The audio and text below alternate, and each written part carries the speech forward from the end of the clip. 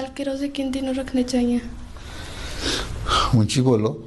शवाल के रोज़े किन दिनों रखने चाहिए? शवाल क्या होता है? जो शवाल एक महीने का नाम है ना। हाँ जी। रमज़ान के बाद महीना आता है, हाँ जी। उसका नाम शवाल है ना, ठीक है ना। उस महीने में तुम रख सकती हो।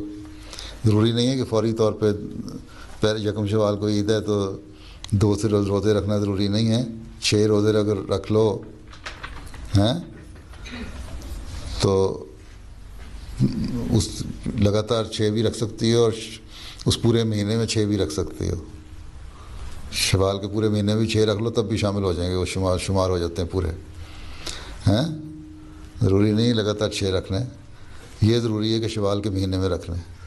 फिर आंसर ने फरमाया तुम्हारे जो 30 रोज़े रमज़ान के, 29 रोज़े रमज़ान के और ये मिला के तो 360 रोज़े पूरे हो जाएंगे। पूरे साल को एक एक एक, एक मिसाल दी है कि इस तरह तमसीली रंग में तुम पूरे एक साल के रोज़े जिसमें रख लेती हो। इस्लामी महीना जो होता है ये 29 दिन का होता है, 30 दिन का, ठीक है ना।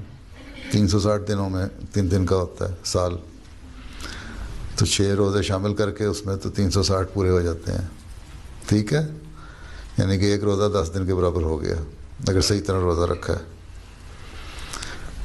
शवाल के रोज़े शवाल के महीने में ही रखने चाहिए, ये ज़रूरी नहीं है कि लगातार रखो। नंबर 1, अगर तुम्हारे रोज़े रमज़ान में छूट जाते हैं, पूरे नहीं रख सकते, तो शवाल के महीने में शवाल के रोज़े रख लो और जो रमज़ान के छूटे हुए रोज़े हैं वो बाकी साल के किसी दूसरे हिस्से में पूरे कर लो, ठीक है। ज़रूरी नहीं है कि पहले रमज़ान के रोज़े पूरे करने हैं फिर वो पूरे करने हैं।